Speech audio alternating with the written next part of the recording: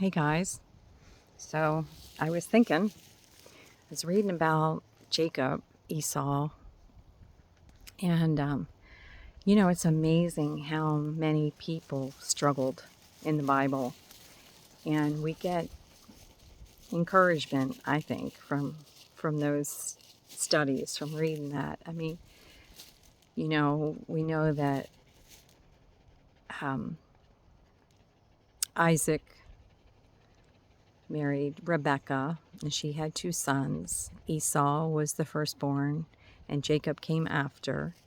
They were twins, but Jacob was born second. And so Jacob deceived Esau for his birthright.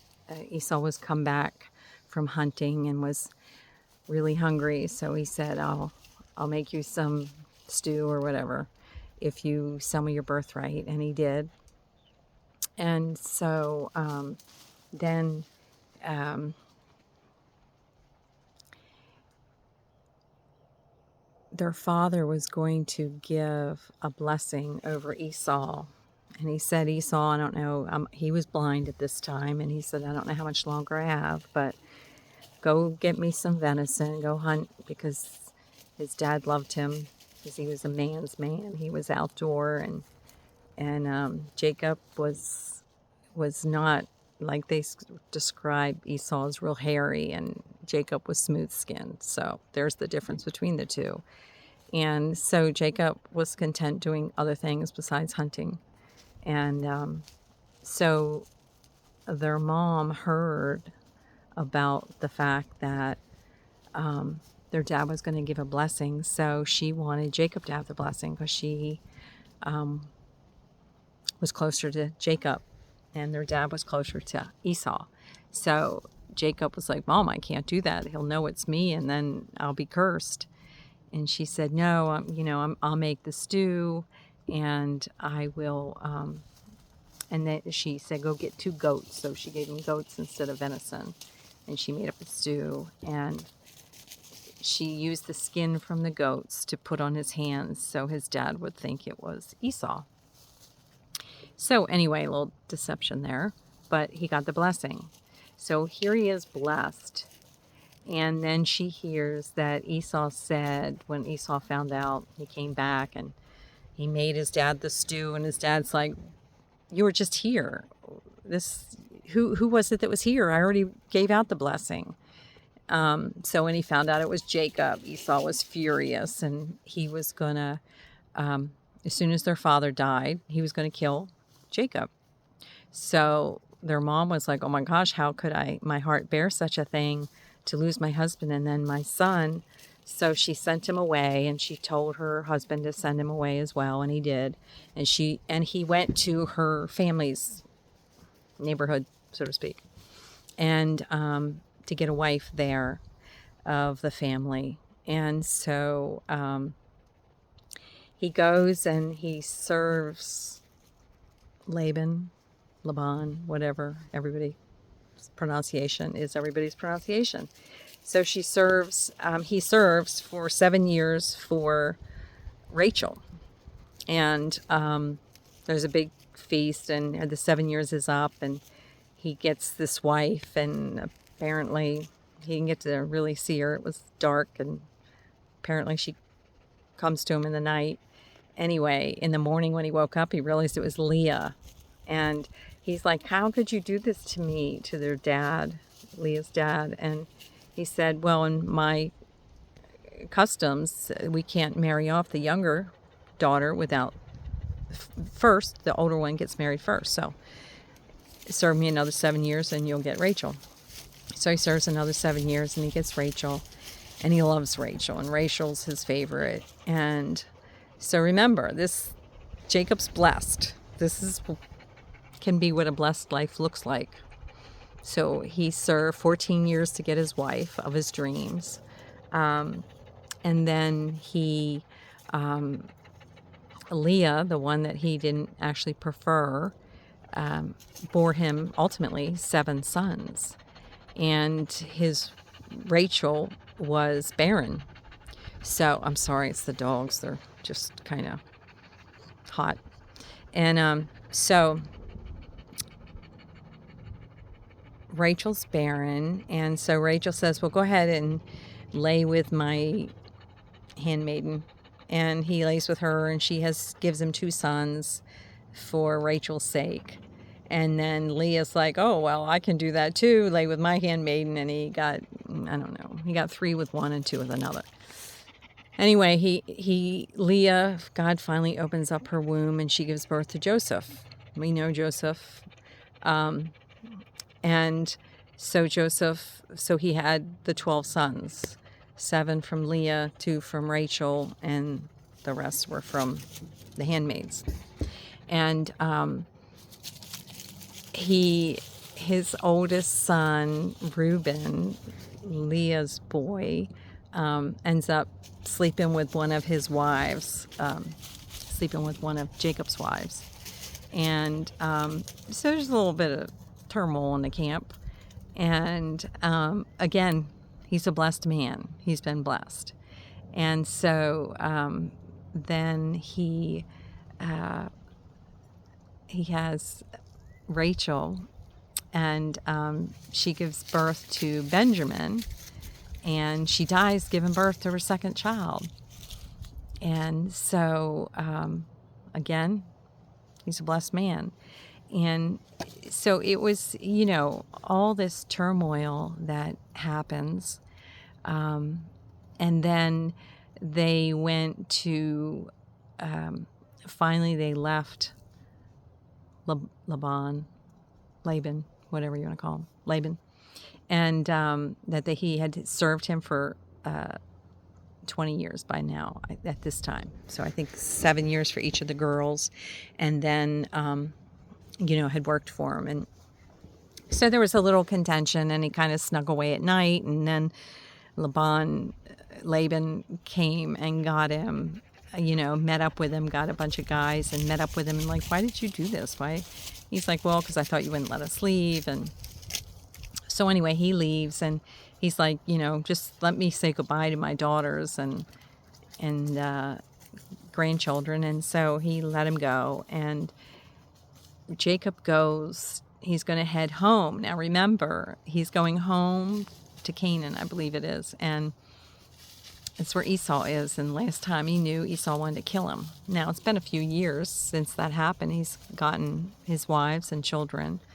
And so he is going home. And in one of the places that they were, somebody liked his daughter, Jacob's daughter. And I think it was one of Leah's children, Dinah. And so he took her and basically slept with her, even though they weren't married. So that was a big deal and a big, turmoil. And the boys were all out working the flocks. And so when they came home, they were made aware of what happened to their sister, Dinah.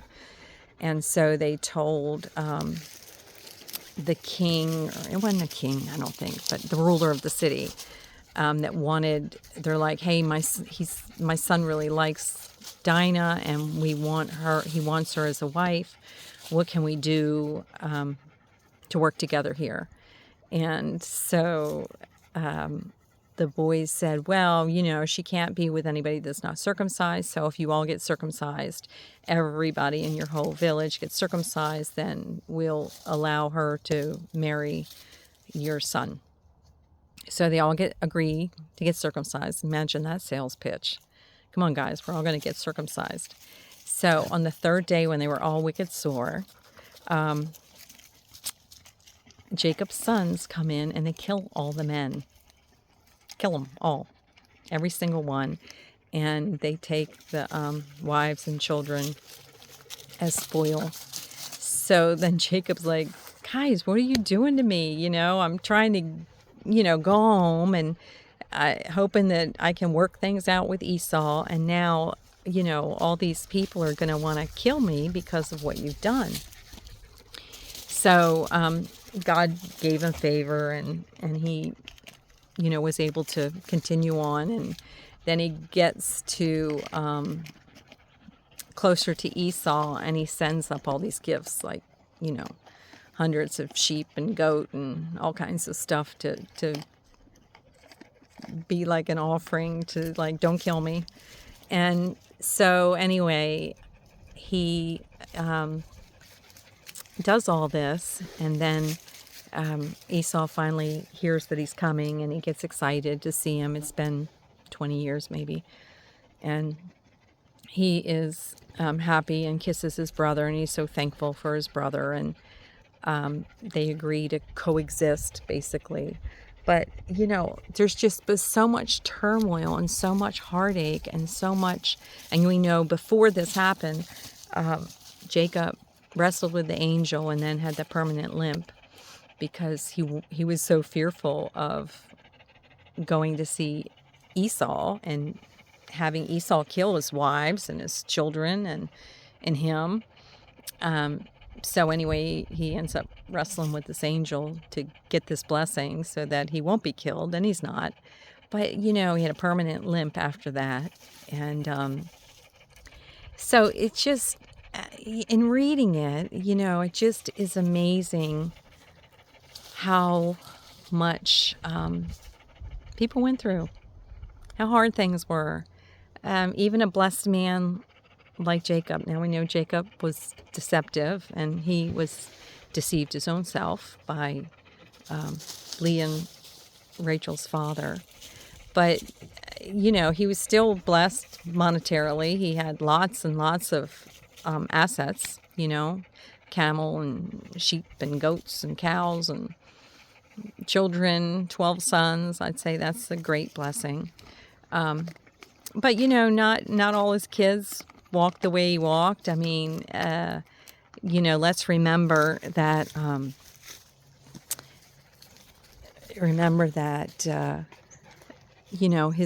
his kids ended up trying to kill Joseph, his second to youngest son. And then Reuben, was the voice of reason and said, hey, let's not kill him. Let's just put him in a ditch and we'll sell him as a slave. So, life can be hard, and